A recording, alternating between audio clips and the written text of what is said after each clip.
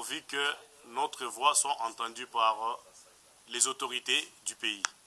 Je pense que déjà chez nous, nous n'avons pas un tribunal pénal, économique et financier qui existe. Et donc vous allez par exemple en Côte d'Ivoire, ces tribunaux existent, les parquets financiers aussi existent. Donc c'est pas mauvais.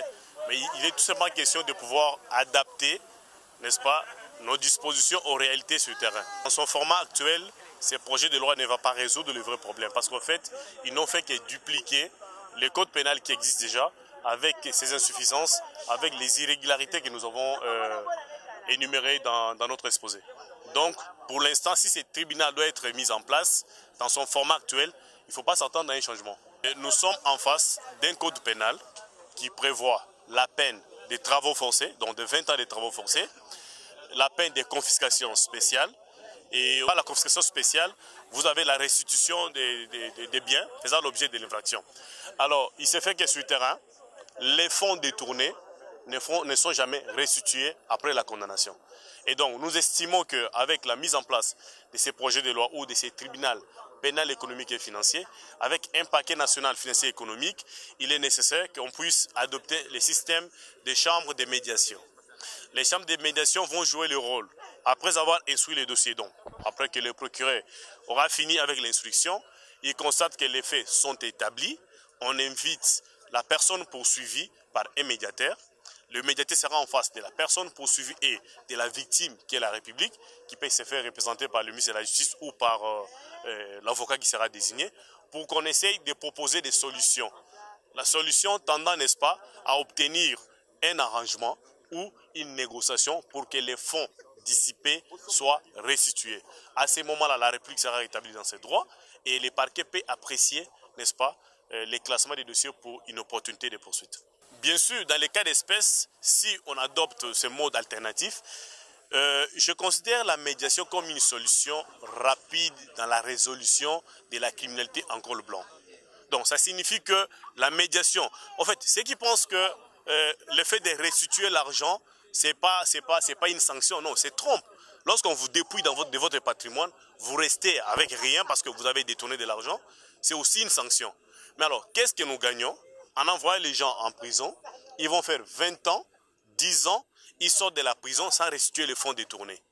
Sachant bien qu'aujourd'hui, lorsque vous êtes poursuivi pour détournement des deniers publics, vous pouvez être en face d'un juge qui vous condamne à 5 ans de prison.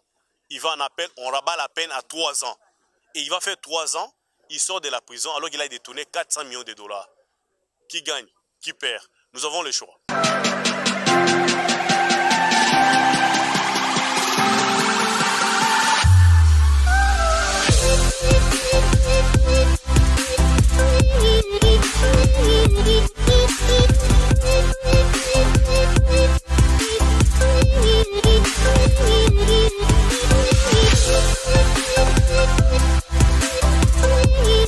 De la chambre de médiation, il y a un médiateur qui intervient. Le médiateur n'impose pas son avis, il propose des solutions.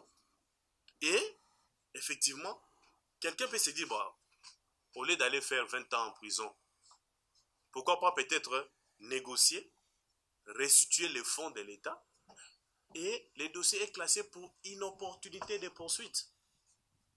À ce moment-là, qui sort gagnant? C'est l'État congolais qui était victime de ces fonds. Rappelez-vous lors du procès 100 jours. Il y a un directeur général d'une banque de la place qui avait été arrêté pour blanchiment d'argent. Après instruction, le monsieur a payé 37 millions de dollars. Si vous allez sur Google, tapez seulement procès 100 jours, arrestation DG tel, je vais me réserver par rapport au nom. Et vous verrez que ces informations-là existent. Et le ministre de l'époque de la justice, Tunda Waka, n'est passé sur Top Congo pour dire, depuis que ce pays est indépendant, c'est pour la première fois que les fonds détournés ont été restitués. Voilà un mode de règlement des conflits. La médiation est rapide et permet même aux antagonistes de faire la paix. Donc, nous nous proposons la médiation pénale. Qu'on puisse intégrer cela devant le parquet. Et lorsque la partie poursuivie reconnaît les faits, accepte de négocier, les fonds sont restitués et les dossiers classés pour une hypothèse de poursuite, finit l'affaire. Et c'est l'État qui sort gagnant. Mais avant d'en arriver là, nous ne disons pas que, effectivement, on doit mettre de côté les codes pénals et adopter la médiation. Non! Parce que cette personne peut refuser. Et le médiateur ne va rien imposer. Mais avant d'en arriver là, il faut effectivement renforcer les codes pénals. Renforcer les codes pénals. Nous décrions aujourd'hui tous la corruption. Les magistrats qui vont travailler devant ces tribunaux, ce ne sont pas des extraterrestres. Donc, en renforçant les codes pénals, en quoi faisons?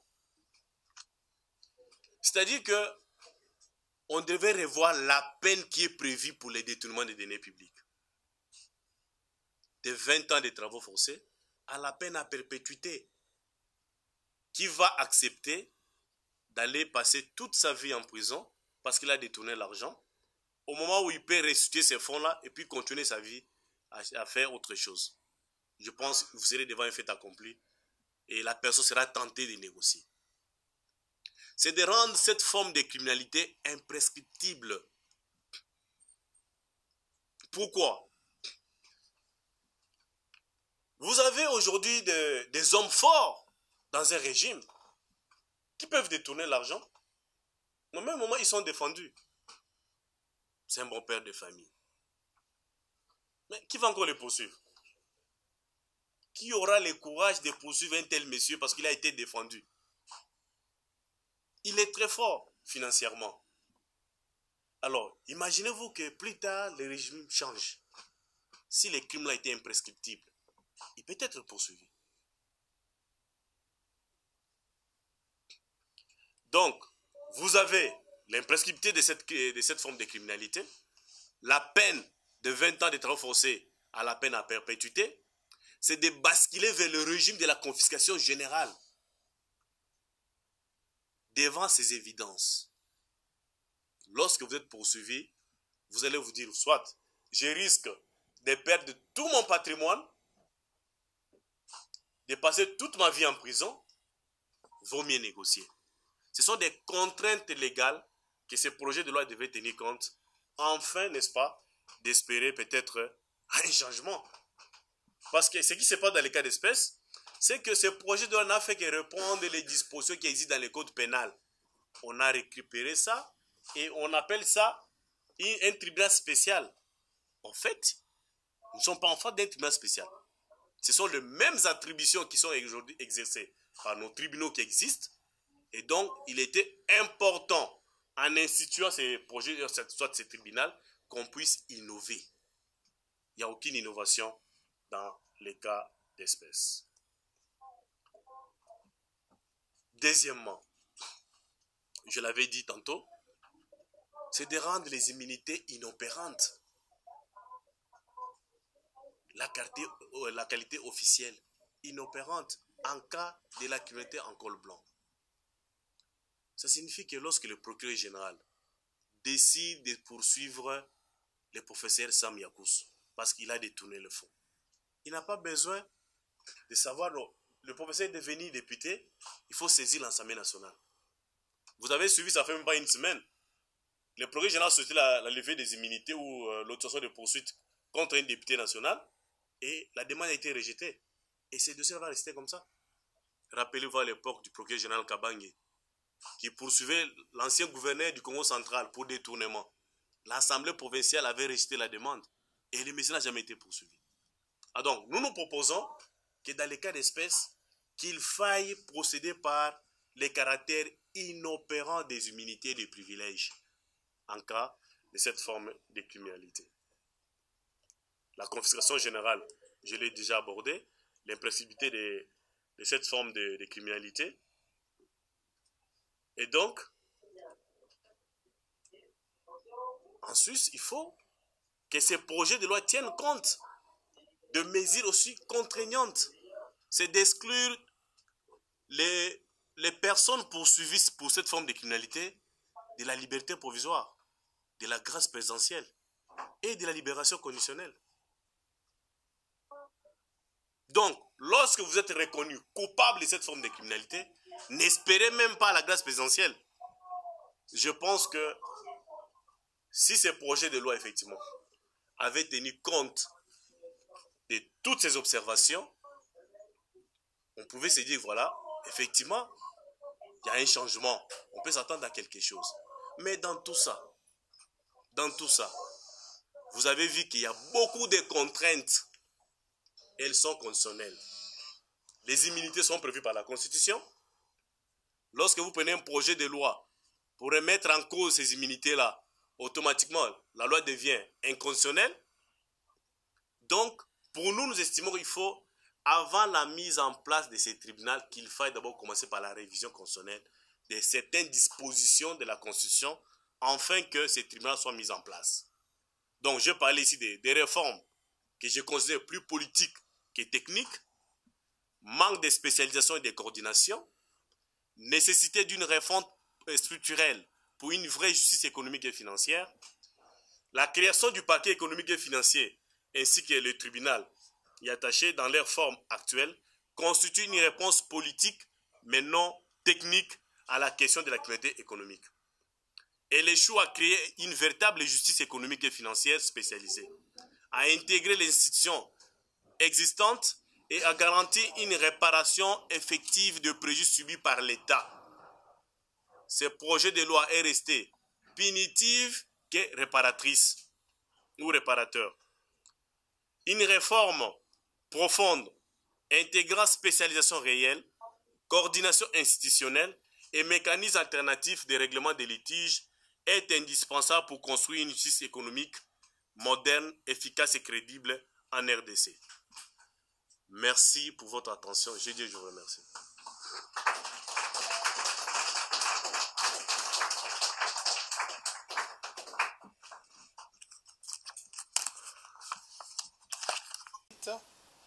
Vous estimez qu'on aurait pu attendre mieux de ce projet de loi en termes d'innovation, parce que en réalité, ce projet, plutôt que d'innover, crée un certain nombre de problèmes, notamment des problèmes institutionnels aussi, entre les compétences reconnues aux institutions judiciaires qui existent déjà. Vous estimez que l'État, avant que je poursuive, excusez-moi, je vais demander à monsieur qui utilise Techno CL6K de pouvoir éteindre son micro. Techno CL6K, veuillez éteindre votre micro parce qu'il crée des interférences, s'il vous plaît. Et également celui qui utilise CMS. Ces auditeurs peuvent-ils éteindre leur micro? Merci pour Techno, merci pour CMS. Bien, merci. Donc, vous estimez que l'État congolais est le plus grand oublié par rapport à ce qu'on peut qualifier, ça peut paraître fort, hein, d'une farce législative, d'un vernis, un vernis dans l'espace législatif congolais pour donner l'impression d'avoir proposé une réponse efficace à cette criminalité économique qui est récurrente, évidemment, criminalité en col blanc, récurrente, et qui aggrave la pauvreté et le sous-développement de la RDC. Vous estimez que l'État congolais est le plus grand oublié, vous estimez que les obstacles juridiques aux poursuites demeurent, et que c'est pour cela que c'est une farce. Vous proposez donc d'une part de durcir la réponse pénale en rendant ces infractions imprescriptibles, d'une part, en organisant plutôt la peine de servitude pénale à la perpétuité, en consacrant la confiscation générale de biens, en rendant la qualité officielle inopérante et en excluant un certain nombre de mécanismes comme la libération conditionnelle, la grâce, etc. D'autre part, vous proposez une médiation pénale financière préalable au niveau du parquet national, de sorte que les poursuites ne pourront avoir lieu que si cette médiation échoue. Votre proposition ou vos propositions peuvent paraître réalistes. Vous pouvez arrêter le partage de l'écran, comme ça je vais vous mettre en évidence tout en relevant l'écran de votre ordinateur, comme ça vous pouvez être bien vu pour recevoir les questions, n'est-ce pas, de l'Auguste Assemblée en présentiel et en distanciel. Donc je vais rappeler à ceux qui sont en distanciel qu'il leur suffit donc il faudrait que ce soit lui qui soit mis en évidence. Vous pouvez épingler votre écran. Oui, épingler votre image sur l'écran. Vous savez le faire, non? Oui. Donc là où il y a le point de suspension, à côté de vous, voilà, vous cliquez et vous remettez l'épingle. Voilà, bon, on peut laisser comme cela si vous voulez. Bien, donc, je vais rappeler à ceux qui sont en ligne de lever la main en activant le menu Réagir qui est en bas de l'écran, Réagir. Si vous cliquez là-dessus, vous pouvez cliquer ensuite sur Lever la main. Et comme ça, nous saurons que vous êtes en train de demander la parole. Et donc, voilà, nous allons enregistrer les différentes demandes de parole.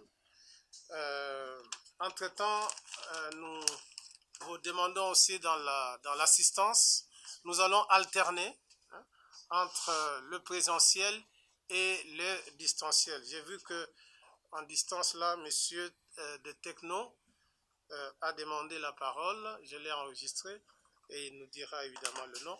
Alors, quand la parole vous sera accordée, vous pourrez donc décliner votre identité pour être connu et participer dans cette assemblée de manière sereine.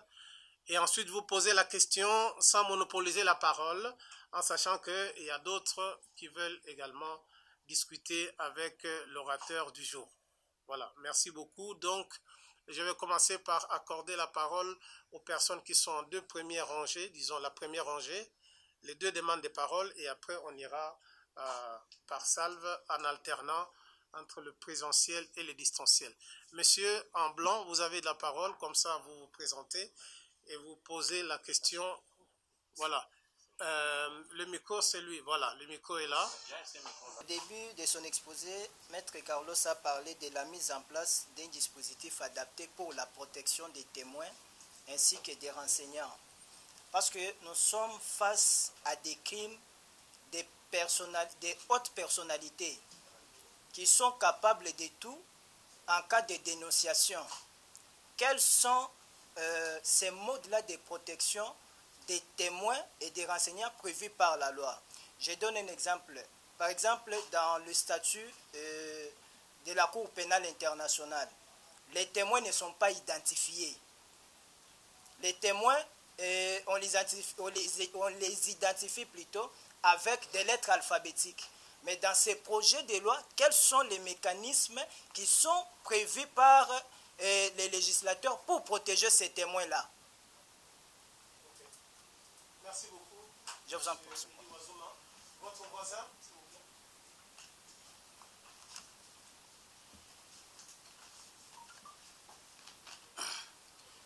Merci beaucoup, monsieur le professeur, de l'accord de la parole. Je voudrais aussi remercier monsieur Carlos pour ce séminaire, car c'était vraiment très édifiant. Et aussi, très scientifique pour nous aussi étudiants. Je suis M. Volonté Moukassa, étudiant en dernière année de droit, en droit pénal et criminologie. Ma question est liée à la confiscation. Vous avez dit, vous proposez une confiscation générale au lieu et place de la confiscation spéciale. Vous ne pensez pas qu'en faisant cette confiscation générale, l'on risque de tomber d'une série de confiscations abusives? Si vous dites non, quelles précautions ou comment vous préconisez à ce qu'on ne puisse pas tomber devant la confiscation abusive? L'orateur a proposé une solution, donc plusieurs solutions, mais parmi lesquelles la médiation pénale. Ne pensez-vous pas que la médiation aussi, dans ce genre d'infractions, dans ce genre de crimes, présente aussi des grandes faiblesses? Parce que lorsque l'orateur a proposé la médiation, il a évoqué l'aveu.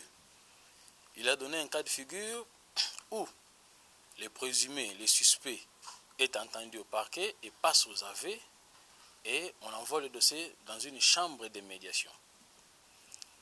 C'est pourquoi nous disons, ne pensez-vous pas que la médiation doit présenter aussi autant de faiblesses que tout ce que vous avez décrit par rapport au projet de loi et à la loi pénale? Pourquoi? Je donne un cas de figure. L'aveu, jadis, était la reine de preuve. Aujourd'hui, l'aveu est sujette à des critiques. Il faut des méthodes plus appropriées pour que l'aveu soit prise comme preuve. Vous êtes dans un cas de figure où celui qui gère les fonds détourne, mais fait porter le chapeau à son collaborateur qui est poursuivi par un parquet national et celui-là devant ce parquet accepte que c'est moi qui ai détourné, alors que ce n'est pas lui qui a détourné, juste pour couvrir les vrais détourneurs. Suivant ces aveux-là, le parquet transfère les dossiers dans une chambre de médiation. Et, passez-moi l'expression, l'apparent du détourneur continue à accepter et la médiation fait son travail. Voilà que la médiation aussi présente des faiblesses parce que le vrai détourneur est toujours à l'abri. Que pouvez-vous proposer en lieu et place de la médiation sur base des aveux? Nous avons dit. Je suis maître Nyansi Malomba Priska, je suis avocate au barreau près la cour d'appel de Kinshasa Matete. Ma question va dans le sens du mécanisme extrajudiciaire dont vous venez de parler, qui est la médiation. Et cette médiation, vous avez dit tantôt que c'est possible lorsque le dossier se trouve au niveau du parquet près les tribunaux économiques et financiers. Lorsque le dossier est arrivé, ou soit arrive plutôt, au niveau de ces parquets, c'est pour dire qu'il y a un crime qui est commis, bien que la médiation soit faite, et que par la suite, les criminels acceptent de restituer le fonds tel que détourné. Ça, c'est juste un exemple. Et il restitue, mais étant donné qu'il bénéficie des privilèges, des juridictions, des immunités et tout ça là, donc c'est pour dire qu'il reste toujours en fonction, alors qu'il n'est plus crédible, d'autant plus qu'il a posé un acte qui va dans le sens contraire à la loi. Ma question est celle-ci. Je ne sais pas si la loi prévoit ça, ou soit qu'est-ce que vous pouvez préconiser par rapport au sort de fonction d'un tel criminel. Merci. Ok, alors il y a 4 questions. Merci, professeur. Oui. Alors, je commence par la question de Maître Ouazouma. Il veut savoir quels sont les mécanismes qui sont prévus dans ces projets de loi pour protéger les témoins et renseignants. Comme vous le savez, que l'instruction préjudicielle est d'abord secrète. Malheureusement, chez nous au pays, lorsque quelqu'un est convoqué, le média en parle déjà, en violation manifeste de sa présomption d'innocence. dans la logique des choses, lorsque le dossier est dans la phase préjudicielle, tout devrait se faire, n'est-ce pas, comme vous le savez, de manière secrète, afin de protéger même l'identité, même la personne qui est poursuivie. Parce que le parquet, lorsqu'il vous poursuit, vous n'êtes pas encore déclaré coupable. En droit, nous disons que c'est un présumé innocent. Mais les criminologues vous diront que vous êtes en face des faits problématiques qui doivent être qualifiés par les juges. En d'autres termes, tant que le juge n'est pas encore saisi de la question, le crime ou l'infraction n'est pas encore établi. Alors, malheureusement, les projets de loi annoncent, n'est-ce pas, les dispositifs adaptés pour protéger les renseignants et les témoins, mais sans pourtant les spécifier.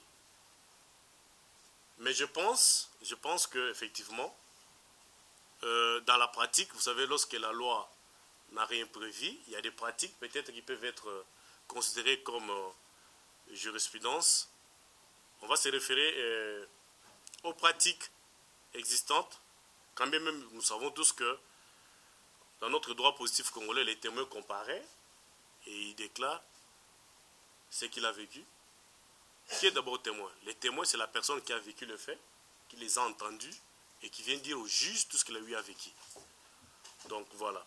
Mais dans les cas d'espèce, effectivement, la question est pertinente parce que vous êtes en face des hommes forts financièrement qui peuvent vous régler les comptes. Et je pense qu'ils vont tenir compte de cela, comme la loi est encore au niveau de l'Assemblée nationale, peut-être s'inspirer du mode de la CPI. Monsieur Moukassa Volonté, votre question est relative à la confiscation générale. Vous voulez savoir, est-ce que le fait de tomber sous la confiscation générale, est-ce qu'il n'y aura pas d'abus? Oui, effectivement, les choses doivent être encadrées, bien entendu. Je l'avais dit dans mon exposé que lorsque les criminels opèrent dans ces secteurs, ils procèdent par des prête-noms. Prête-nom, c'est prévu par la loi. Ce n'est pas un délit ou une infraction. Le prête-nom est prévu par l'article 203 du Code civil livre 3. Donc, c'est-à-dire, pour des raisons personnelles, vous ne voulez pas apparaître dans une transaction et une autre personne, n'est-ce pas, prête son nom. Et dans les cas d'espèce, qu'est-ce qui se passe?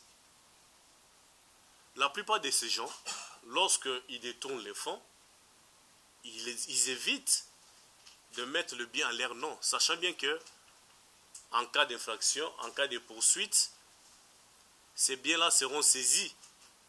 C'est pourquoi ils procèdent par prête-nom. Et vous verrez un enfant d'un ministre qui est poursuivi pour détournement est propriétaire d'un immeuble à la Gombe qui coûterait des millions de dollars. Mais vous, en tant que juge, vous allez vous poser la question. Mais comment les savoir? Voilà, c'est ça la question. C'est pourquoi nous avons proposé la contribution des conservateurs des titres immobiliers. Parce qu'effectivement, c'est déjà à la base, à ce niveau-là, que les informations sont données. Nos enfants portent toujours nos noms. Donc on peut facilement comprendre que voilà, c'est le ministre Ouazzouma, ministre de l'Industrie. Son fils s'appelle Ouazzouma Eli. Automatiquement, l'immeuble est là. Il ne pouvait pas acheter ça parce qu'il ne travaille nulle part. C'est déjà une information qui peut être, n'est-ce pas, communiquée au procureur général près les tribunaux pénal, économique et financier. Et donc, lorsque vous tombez dans l'abus, je pense que la personne va se plaindre. Mais non, il faut que seulement les choses soient bien encadrées pour arriver, n'est-ce pas, à éviter tout ce qui est abus. Maître Elvis pense que la médiation présente quelques faiblesses. Alors, il faut que je précise quelque chose. Les médiateurs n'imposent pas son avis. Les médiateurs n'imposent pas une solution aux parties en conflit. Les médiateurs proposent des solutions et libre aux parties d'accepter ou d'entériner cela. La personne qui est poursuivie n'est pas obligé d'accepter la médiation. Mais nous avons estimé que, effectivement, si on peut instaurer une chambre de médiation au parquet, ça permet aux personnes poursuivies d'apprécier. Pourquoi? Parce qu'ils ont en face d'eux un code pénal bien renforcé, où vous courez la peine à perpétuité. Vous risquez également la confiscation générale de vos biens. Et le choix est clair. Et là, ce n'est pas seulement l'aveu. Les évidences, vous pouvez en trouver dans des pièces, dans des documents. Donc, dans les cas d'espèce, pour nous, nous estimons, peu importe la forme, vous pouvez appeler ça négociation, arrangement ou médiation, pourvu que la victime, qui est l'État, soit rétablie dans ses droits. Et il y a des cas précédents, je vous l'ai dit, lors du procès 100 jours. Il y a quelqu'un qui a payé 37 millions de dollars dans la caisse de l'État. Mais vous ne posez pas la question pourquoi les poursuites sont arrêtées. Le dossier a été classé pour inopportunité de poursuite. Donc c'est libre à la personne qui est poursuivie d'accepter cette solution-là. Mais dans les cas d'espèce, j'ai dit que ce projet de loi n'a pas tenu compte de modes alternatifs à cela. Ce qui est encore grave. Ils disent, je crois bien qu'il y a une disposition là, je ne l'ai pas en tête, que même si la personne peut accepter de restituer le fonds, cela est à l'appréciation du ministère public. Et vous le savez tous, que lorsque la partie civile est désintéressée, l'ordre public a été troublé, le ministère public n'est pas tenu à ça, aux intérêts, ce sont des intérêts civils, donc l'action publique peut continuer. Et dites-moi, qui peut prendre ce courage-là? Il sait bien que voilà, même si j'ai restitué le fonds, on va continuer à me poursuivre. Donc, soyons conséquents. Maître Prisca pose la question de savoir quel est le sort de... Je ne sais pas si j'ai bien noté la question. Qu'est-ce que vous proposez par rapport à un criminel qui accepte la médiation? Alors, effectivement, dans notre exposé, nous l'avons démontré, que même lorsque vous reconnaissez le fait, vous acceptez la médiation. Déjà, lorsque vous lisez la loi, lorsque vous êtes déclaré coupable, vous ne pouvez plus accéder dans certaines fonctions politiques. C'est parmi les conditions qui sont prévues. Vous perdez même votre droit d'être élu. Et donc, ce projet de loi également devrait renforcer les choses à ce niveau-là. Ce n'est pas dire que voilà, vous avez négocié. D'ailleurs, lorsque vous êtes ministre, comme vous l'avez dit, lorsque les poursuites sont autorisées, dans les cas par exemple du ministre que nous connaissons, il est tenu de démissionner. Donc vous n'êtes plus en fonction. Ce n'est pas un cadeau que nous, voilà, vous êtes en fonction, vous avez négocié, vous avez restitué le fonds et vous continuez à travailler. Non. Donc voilà un peu. Je pense que j'ai tenté de répondre à vos questions. Voilà, je vais reprendre la parole lorsque vous aurez éteint votre micro. Et également, celui qui utilise l'appareil iPhone, on dirait non autrement identifié, mais c'est iPhone...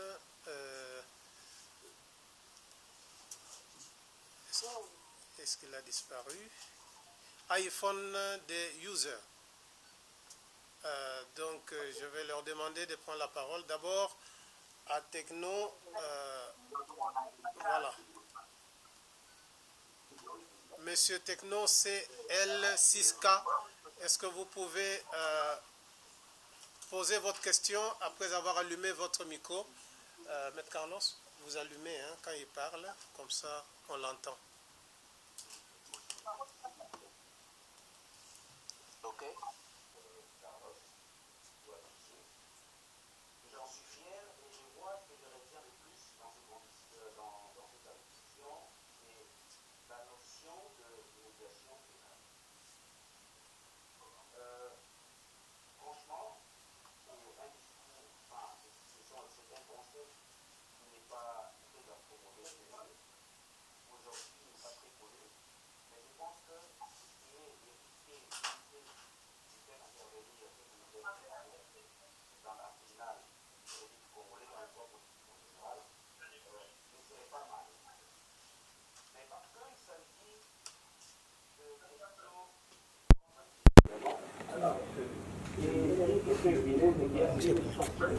On manque de transparence et on rend difficile, par exemple, le suivi de l'accord et même de la vérification des restitutions de fonds. Parce que le public a entendu quelque chose, mais avec des processus, des procédés, on efface un peu, on occulte et on rend non transparent le processus de la médiation. Ensuite, il y a une forme d'inégalité de traitement, c'est un autre élément que je retiens. Je vois les accords de médiation qui peuvent offrir une forme de réparation équitable à toutes les victimes, en particulier dans les cas de détournement massif de fonds, par exemple. Ça, il y a une forme d'inégalité qui peut apparaître si jamais on se mettait aujourd'hui à chercher à indemniser ou à réparer les préjudices. Un autre risque, un autre aspect, c'est le risque d'impunité. S'il y a la médiation qui aboutit à un accord financier, à une sanction pénale, je me dis, moi, qu'elle peut donner l'impression que les auteurs de ces délits échappent à la justice, surtout que si le montant il est remboursé, le montant remboursé, il est faible par rapport au préjudice causé. Parce que maintenant, si on est en face d'une médiation, ça suppose que le ministère public et la partie intéressée, donc l'inculpé, les prévenus, ils vont se mettre ensemble, ils vont commencer à discuter sur les montants, mais je peux donner un peu moins. Donc il y a quand même un risque d'impunité qui peut s'installer dans ces sens-là. Et ça, au-delà de ça, il y a une forme de difficulté, il faut évaluer les préjudices réels. Parce que déterminer un préjudice total causé par un détournement des deniers publics peut être complexe. Bien ça, sûr, c'est un aspect qu'il faut... merci beaucoup, merci Maître Yannick.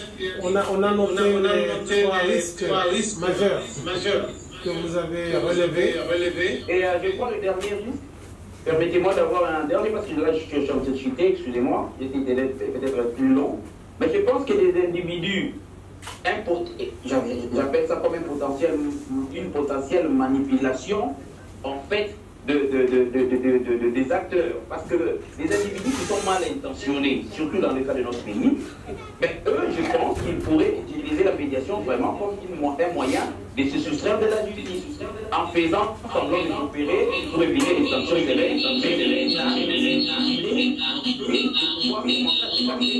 au mieux de ce qu'ils ont, parce qu'aujourd'hui, ils ne seront toujours pas, et puis ça c'est un des deux, c'est que finalement, ils seront en train de pouvoir, alors qu'on sait que le droit pénal, il est appelé dans un procès pénal d'une célérité, mais là, c'est comme si en ouvrant cette porte, on ouvre encore un champ plus long, un processus plus élargi, avec des dilateurs qui peuvent se passer dans l'organisation de cette médiation. Donc je vois. Merci Maître Yannick. Ces éléments et ces aspects-là, même si je pense qu'il faut y réfléchir et ça vaut son plus avant. Merci beaucoup. C'est en fait une logique différente que Maître Carlos va devoir présenter. Donc, c'est la première communication en ligne, la première question ou le premier intervenant en ligne qu'on a pris. Je vais vraiment rappeler à ceux qui demandent la parole en ligne d'être assez bref et concis. Pour que... Parfait, merci. Merci bien. Alors, je vais accorder la parole, comme je l'avais dit, à... Mais là-bas, on m'entend. On m'entend à partir de ce micro-là, pour éviter l'interférence. Donc, je parle un peu haut, justement, pour éviter le bruit. On va devoir accorder la parole à l'utilisateur de iPhone. Bonjour. Bonjour, veuillez vous présenter s'il vous plaît. Je vais demander à Maître Yannick, oui, de mettre son micro en silencieux. Merci beaucoup. Voilà. La parole vous est accordée. iPhone des users. Bonjour, Maître Carlos. Bonjour. J'ai promis de participer. C'est le magistrat Issopa, le curé Issopa. Ah, d'accord. J'ai promis de participer, les débats étaient intéressants. Et d'abord pour l'exposé qui a été concis et clair. Il y a beaucoup à dire. Vous savez que je ne peux pas tout dire. D'abord par rapport au projet lui-même. il pose problème. Je suis à la limite d'utiliser le terme de professeur Kinguet.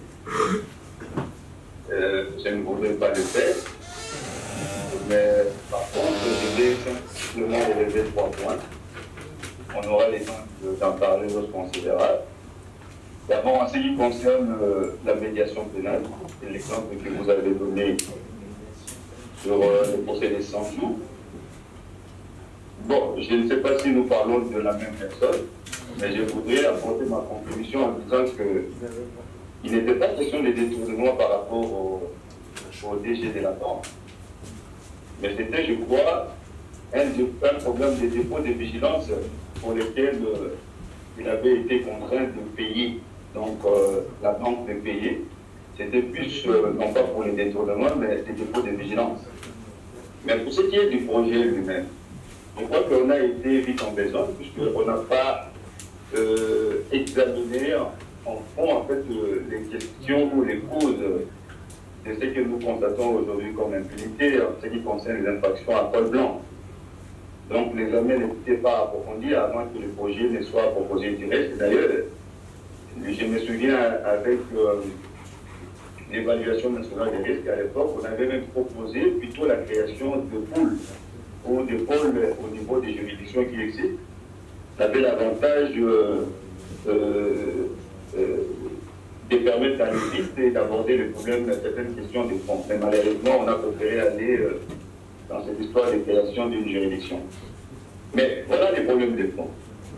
On vous parle des OPJ spécialisés, puisqu'on parle de la spécialisation. Là également, il se pose un problème. Magistrat, spécialisation. Il faudrait combien de temps pour avoir des magistrats spécialisés? Ça également, des OPJ spécialisés. Mais on n'aborde pas la question de fond en ce qui concerne la structure de contrôle. Puisque les infractions à col blanc, les plus souvent, ce sont des infractions qui se commettent en secret. C'est à l'issue des contrôles administratifs qu'on découvre parfois des infractions à col blanc. Là, aujourd'hui, quel est le rôle des services appelés à procéder au contrôle? Combien de dossiers la direction des audits et des contrôles des finances qui sont dans le contrôle administratif transmettent au parquet? La même question également au niveau des l'IGF. Donc voilà, en fait, ce sont des questions de fond qui n'ont pas été suffisamment munies pour que le projet soit envoyé au Parlement. Donc je crois que je suis d'accord avec vous. Il faudrait examiner en fondeur. Donc on a agi dans la précipitation, on a tout le temps pour que les choses se passent correctement. Alors j'avais promis, voilà ma contribution par rapport à Axel, mais pour le reste, on aura le temps de pouvoir en parler. Je vous remercie. Merci infiniment pour votre judicieuse contribution qui consolide quand même la critique et qui suggère de mieux faire parce que l'enjeu est important pour la République. Merci beaucoup. On va accorder la parole, je parle faux, pardon. On va rester en ligne, accorder la parole à 2 personnes avant de revenir en présentiel. Les 2 personnes en ligne, je vais préférer d'abord M. Patrick Mbangama. Et ensuite, ça sera M. Christian Wabonga. Donc, M. Patrick Mbangama, pourriez-vous prendre la parole et être assez bref, s'il vous plaît? Soyez-en remerciés. Vous m'écoutez? Oui, oui. Bon, vous allez devoir m'excuser parce que je suis cette conférence en ligne à la maison. Je tiens premièrement à remercier M. Carlos pour son intervention magistrale. Son exposé a été concis, le public une clarté en précédent. Je suis Patrick Mbangama, je suis magistrat. Je suis juge au tribunal de commerce de Kinshasa Gombe. Mais également, je tiens également à remercier mon formateur, professeur Ron Kineking, qui m'a encadré à la leçon sur le contentieux répressif en terre électorale. C'était une première à l'époque. Ma question, pour être précis et concis, c'est Maître Carlos, ne trouvez-vous pas qu'il y a eu également des procédures à endurcissement de la répression en incluant pratiquement une sanction complémentaire en termes d'inéligibilité. Du tout politique qui s'attarderait pratiquement à travailler sur le terme de détournement. L'inéligibilité. On a vu en France que Marine Le Pen a été pratiquement condamnée à une inéligibilité de 7 ans. Est-ce qu'il n'y a pas moyen, dans le cadre de la répression de ces infractions, de pouvoir procéder au durcissement, au renforcement de la sanction en termes d'inéligibilité? C'est la première question. La deuxième question, c'est pratiquement s'il y a moyen de pouvoir élucider, si vous avez explicité, la problématique liée à la procédure à suivre par la médiation.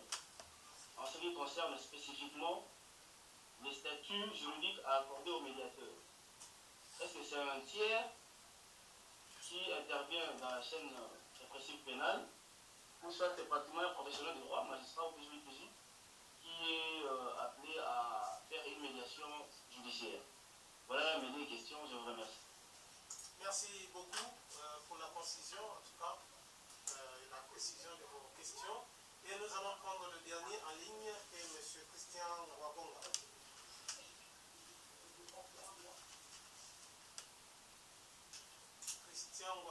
Monsieur Christian Wabonga.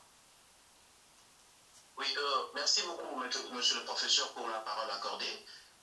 Je voudrais d'abord saluer la qualité de l'exposé de Carlos Ngwapechi, qui nous tient vraiment à cœur, mais aussi à pouvoir lui dire sincèrement le remerciement. Et moi, ma question, ça va directement sur un cas pratique. Aujourd'hui matin, je suis tombé sur un article qui a été rendu public par Top Congo sur les activités du FONAREV.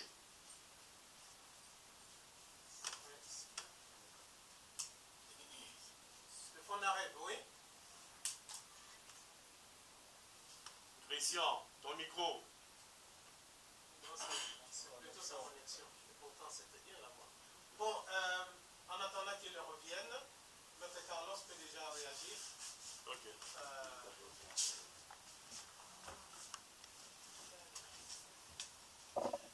Ok, merci pour la parole, professeur.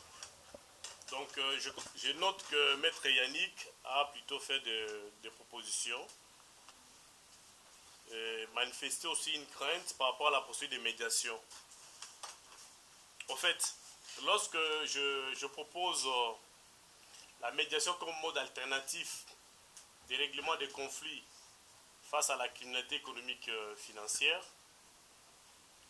c'est parce qu'effectivement, vous allez vous rendre compte que dans l'exposé des motifs de ces projets de loi, le gouvernement est revenu sur le fait que à chaque fois qu'il y a détournement, les fonds dissipés ne sont jamais restitués dans la caisse de l'État. Pourquoi? Parce qu'effectivement, la loi, dans les cas d'espèce, prévoit la peine des servitudes pénales, la confiscation et j'en passe. Au regard de ce que prévoit la loi à ce jour, il y a des méthodes qui sont développées tendant effectivement à permettre à ces gens-là de ne pas restituer les fonds détournés. Alors nous avons le choix. Soit c'est de continuer à condamner ces personnes, sachant bien que sur le terrain, nous sommes en face d'une réalité telle qu'ils sont condamnés à 2 peines dérisoires, ils ne traînent pas en prison, après avoir exécuté la peine, ils quittent la prison sans restituer le fonds. Alors, qu'est-ce que le peuple gagne? Nous gagnons le fait qu'il a fait quelques jours en prison, ou bien l'État doit récupérer les fonds détournés. C'est un problème de choix. Alors, donc, moi, je pense que la proposition ici est pragmatique. C'est-à-dire que, devant les parquets, après instruction du dossier, le procureur se rend compte que les faits sont établis. N'oubliez pas que l'instruction au parquet est menée à charge et à décharge. Mais lorsque les faits sont établis, nous estimons que les dossiers peuvent être transmis dans la chambre de médiation Et je profite pour répondre directement au président Bangama. Le médiateur doit être un expert en médiation. C'est une personne tierce, une personne neutre qui vient proposer des solutions. Alors, vous le savez, vous et moi, qu'aujourd'hui, lorsque les parquets poursuivent quelqu'un, par exemple, pour abus de confiance, escroquerie, un compromis est trouvé entre les protagonistes. Le parquet peut classer les dossiers pour une hypothèse de poursuite. Le procureur est là. Le procureur Issofa, je pense qu'il ne va pas me contredire. Ça dépend, on apprécie le fait. On s'est dit, bon écoutez, pourquoi continuer avec les poursuites dès lors que la victime a été rétablie dans ses droits? Voilà. Donc, les faiblesses, oui. Là, je comprends que vous êtes dans la peau d'un positiviste, un juriste pénaliste. Parce que pour vous, vous estimez qu'effectivement, tout doit être résolu par la prison, par la répression. Mais essayons d'adapter les choses par rapport aux réalités sur le terrain. Les prisons sont pleines aujourd'hui. Ces gens-là qui détournent l'argent, ils vont en prison. L'État doit encore les nourrir davantage. Lorsqu'ils tombent malades, il faut les soigner. Qui gagne et qui perd. Donc voilà, c'est une solution qu'ils sont en train de proposer. Et nous pouvons en débattre pour que du choc des idées jaillisse la lumière. Le procureur Issofa a fait des observations. Merci pour votre intervention pro. Le procureur Bangama a proposé la question, je crois bien, d'inclure une sanction de l'inéligibilité. Oui, je suis également de cet avis. Parce que non seulement on peut vous interdire également à ne plus accéder à certaines fonctions étatiques, ça permet effectivement aux partis, disons, aux prévenus, de se sentir effectivement coincés parce que la peine, elle est aussi pédagogique. Donc, je crois avoir répondu à vos questions de manière aussi rapide. Christian n'a pas posé sa question, je suis désolé, peut-être il va revenir. Merci.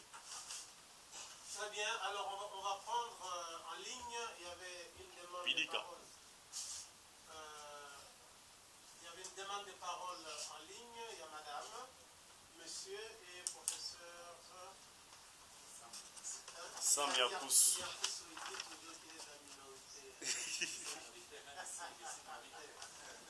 Très bien, donc on prend les trois paroles. Madame, vous pourrez déjà intervenir, s'il vous plaît.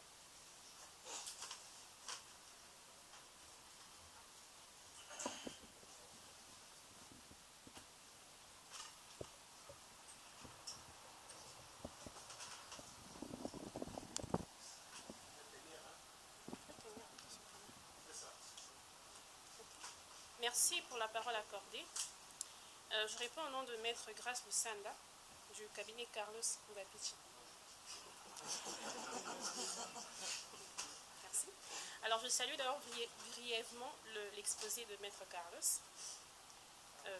Vous nous avez parlé, vous nous avez dit que la solution majeure que vous proposez, c'est la médiation pénale. Mais j'aimerais que vous puissiez nous dire le sort que vous réservez aux médiateurs qui eux-mêmes proposent la médiation à l'incriminé, mais qui en retour ne versent pas l'argent détourné au trésor public. Je dis merci. Merci beaucoup. Voilà, monsieur, s'il vous plaît. Je crois illicite. Monsieur Carlos a épinglé la corruption, la concussion, mais j'aurais aimé qu'il puisse aussi ajouter la rétrocommission, puisque, à ce que je sache, la rétrocommission, c'est aussi un enrichissement illicite.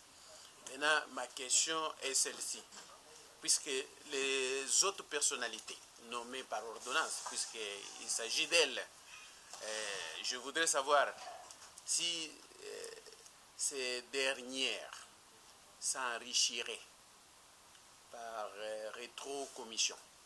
Les 10 tribunaux seraient compétents pour les attendre? J'ai dit. Ngwapiti Ngwamashi, chers amis et collègues, moi c'est Sam Yakoussou, à la fois professeur et avocat. J'ai suivi l'exposé, je suis très content et satisfait, mais j'ai beaucoup d'inquiétudes que je voudrais lever ici. J'en ai au moins 10, mais je prendrai 3.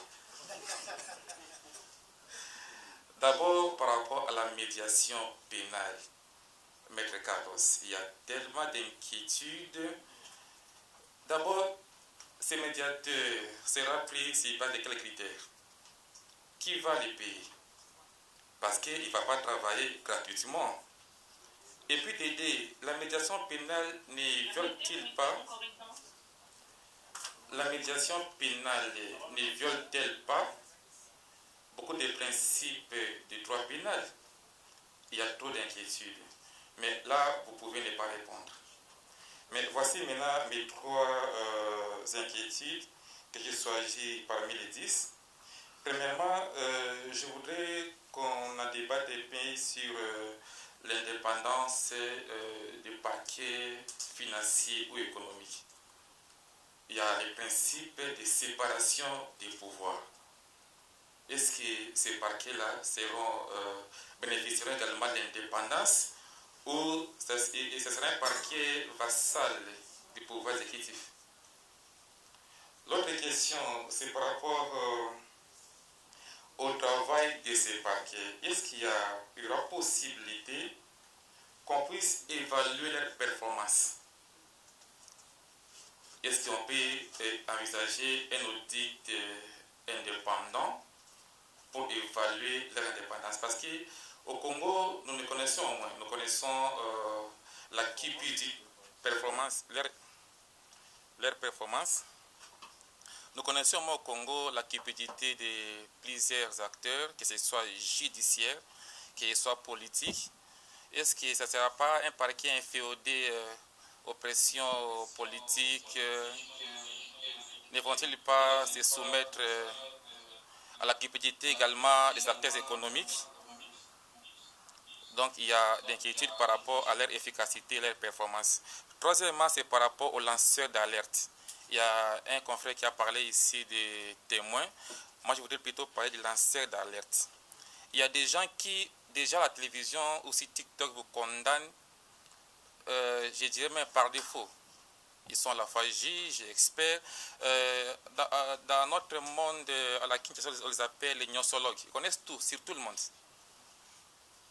Demain, vous êtes acquitté, par exemple, on prouve que vous n'avez rien fait. Leur sort, c'est comment? Vous pouvez les accuser pour diffamation?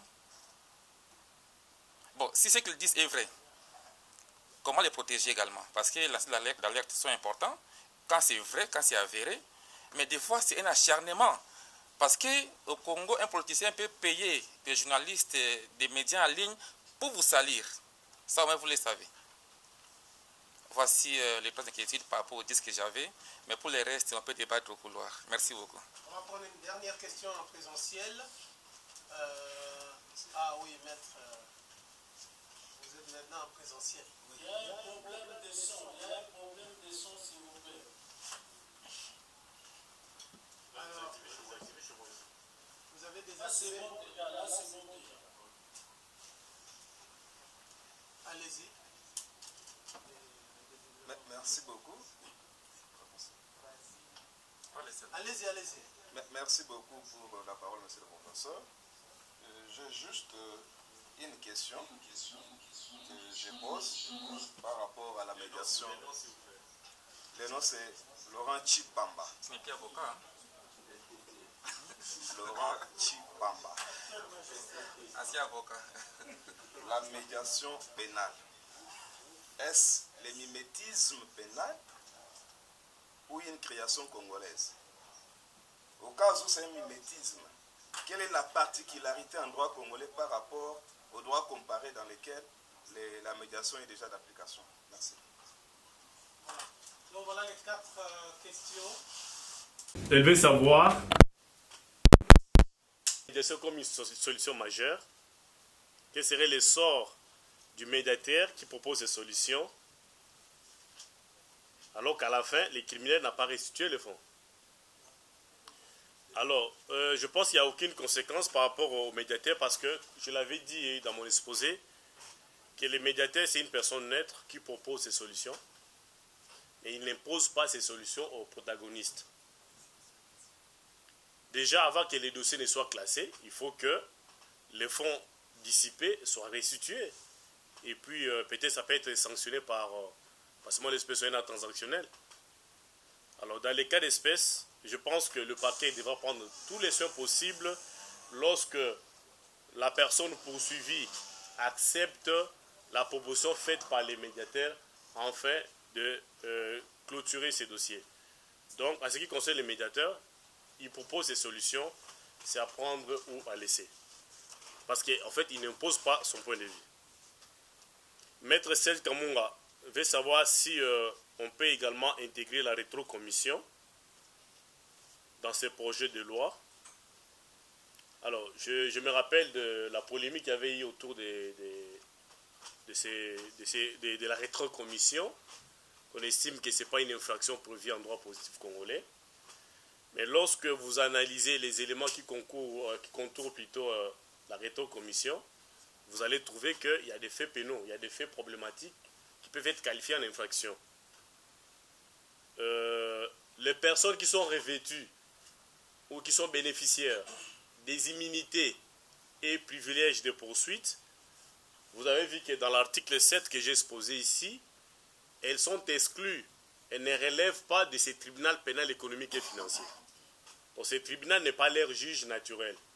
Donc si ce projet de loi arrive à être adopté par les deux chambres du Parlement et que le chef de l'État promulgue ce projet de loi avec cette loi dans ses formats actuels, sachez-le très bien que les ministres nationaux, les ministres provinciaux, les députés nationaux, les gouverneurs ne seront pas poursuivis par ces tribunaux parce que leur juge naturel va rester la Cour de cassation.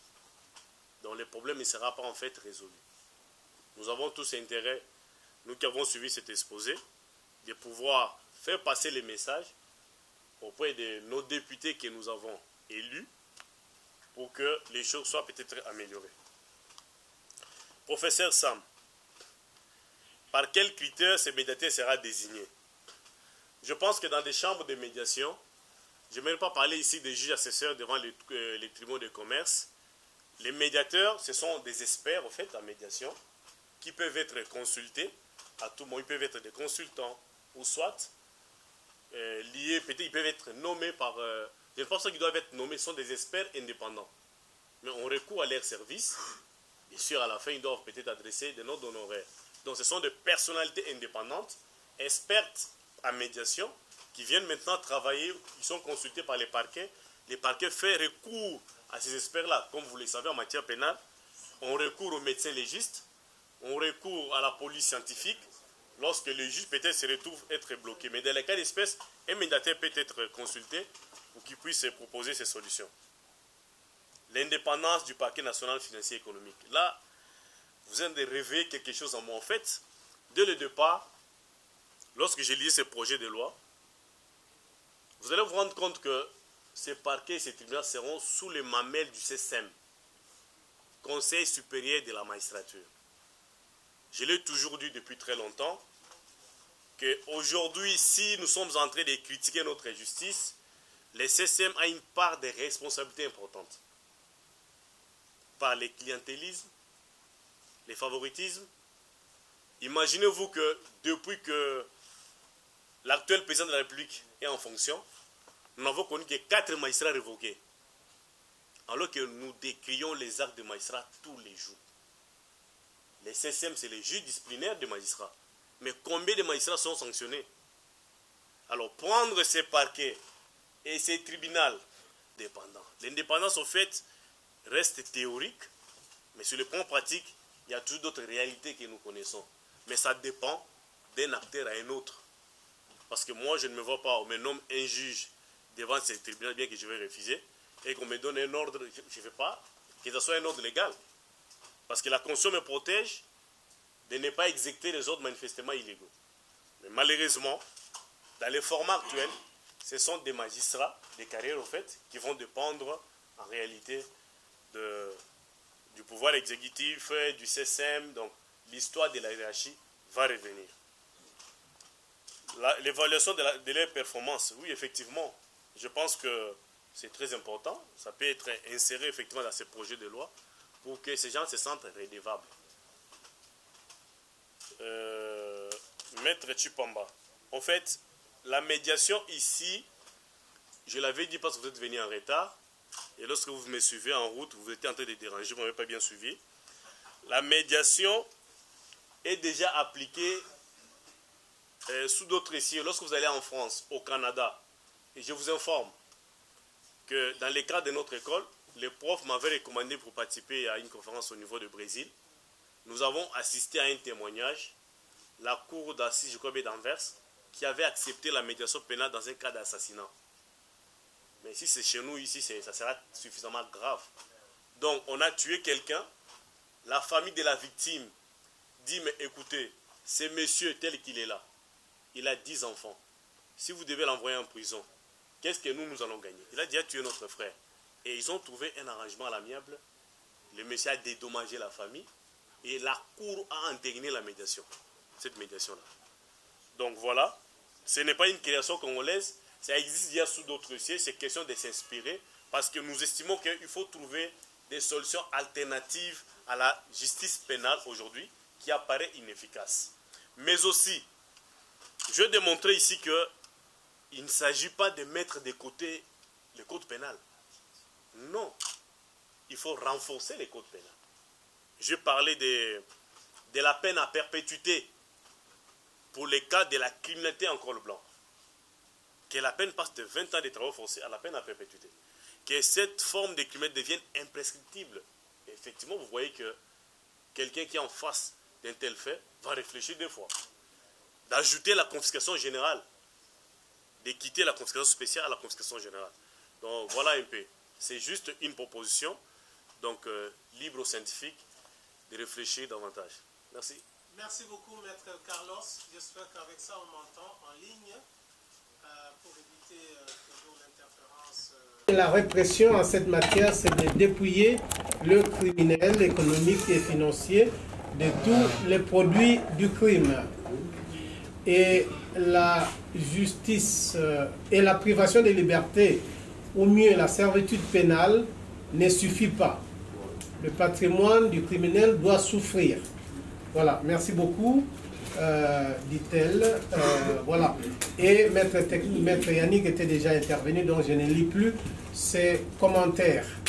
Il est 18h14 minutes. Nous avons dépassé les 14 minutes et je crois que nous avions commencé à 18h16, non, à 16h16 ou voilà 18. On est presque en train de consommer exactement 2 heures et la nuit est en train de tomber à l'extérieur. Je voudrais donc vous suggérer que nous mettions un terme à cette activité qui est vraiment très intéressante, évidemment. On dit que les bonnes choses ne durent pas, surtout parce que le temps est très jaloux. Et donc, je me permets, avec votre accord implicite, de remercier de manière conclusive Maître Carlos Ngwapiti pour cette réflexion. Je crois que c'est une réflexion très courageuse et c'est aussi le rôle de l'université à travers l'école de criminologie de créer un débat sur des projets législatifs pour un meilleur travail législatif qui soit profitable à la collectivité et à l'intérêt national. Je voudrais inviter Maître Carlos, comme l'a dit Madame Stella Nima, à faire une note technique qui peut être effectivement adressée aux autorités parlementaires, disons au président de l'Assemblée nationale, pour l'inviter à reconsidérer le texte et à ne pas verser dans la précipitation gouvernementale pour que le pays tire un réel bénéfice de cette législation qui est très attendue, surtout par les gouvernés. Voilà. Donc je remercie chacun de vous et chacune de vous, en ligne et en présentiel, d'avoir pu participer à cette activité. Et le Centre de criminologie et l'école de criminologie qui l'abrite ont été honorés de votre présence et de votre participation. C'est sur cette base que je demande donc à M. Carlos, évidemment, de dire un remerciement dernier à ceux qui l'ont entendu. Merci. Pourvu que notre voix soit entendue par les autorités du pays. Merci une fois de plus. Je pense que déjà chez nous, nous n'avons pas un tribunal pénal, économique et financier qui existe. Et donc vous allez par exemple en Côte d'Ivoire, ces tribunaux existent, les parquets financiers aussi existent. Donc c'est pas mauvais. Mais il est tout simplement question de pouvoir adapter, n'est-ce pas, nos dispositions aux réalités sur le terrain. Dans son format actuel, ces projets de loi ne vont pas résoudre le vrai problème. Parce qu'en fait, ils n'ont fait que dupliquer les codes pénals qui existent déjà avec ces insuffisances, avec les irrégularités que nous avons énumérées dans notre exposé. Donc, pour l'instant, si ce tribunal doit être mis en place dans son format actuel, il ne faut pas s'attendre à un changement. Et nous sommes en face d'un code pénal qui prévoit la peine des travaux forcés, donc de 20 ans de travaux forcés, la peine des confiscations spéciales. Et par la confiscation spéciale, vous avez la restitution des biens faisant l'objet de l'infraction. Alors, il s'est fait que sur le terrain, les fonds détournés ne sont jamais restitués après la condamnation. Et donc, nous estimons qu'avec la mise en place de ces projets de loi ou de ces tribunaux pénal, économique et financier, avec un paquet national financier et économique, il est nécessaire qu'on puisse adopter les systèmes des chambres de médiation. Les chambres de médiation vont jouer le rôle, après avoir instruit les dossiers, donc, après que le procureur aura fini avec l'instruction, il constate que les faits sont établis, on invite la personne poursuivie par un médiateur. Le médiateur sera en face de la personne poursuivie et de la victime qui est la République, qui peut se faire représenter par le ministre de la Justice ou par l'avocat qui sera désigné, pour qu'on essaye de proposer des solutions. La solution tendant, n'est-ce pas, à obtenir un arrangement ou une négociation pour que les fonds dissipés soient restitués. À ce moment-là, la République sera rétablie dans ses droits et les parquets peuvent apprécier, n'est-ce pas, les classements des dossiers pour une opportunité de poursuite. Bien sûr, dans les cas d'espèce, si on adopte ce mode alternatif, je considère la médiation comme une solution rapide dans la résolution de la criminalité en col blanc. Donc ça signifie que la médiation, en fait, ceux qui pensent que le fait de restituer l'argent, c'est pas une sanction, non, c'est trompe. Lorsqu'on vous dépouille de votre patrimoine, vous restez avec rien parce que vous avez détourné de l'argent, c'est aussi une sanction. Mais alors, qu'est-ce que nous gagnons? En envoyant les gens en prison, ils vont faire 20 ans, 10 ans, ils sortent de la prison sans restituer les fonds détournés. Sachant bien qu'aujourd'hui, lorsque vous êtes poursuivi pour détournement des deniers publics, vous pouvez être en face d'un juge qui vous condamne à 5 ans de prison. Il va en appel, on rabat la peine à 3 ans. Et il va faire 3 ans, il sort de la prison alors qu'il a détourné 400 millions de dollars. Qui gagne? Qui perd? Nous avons le choix.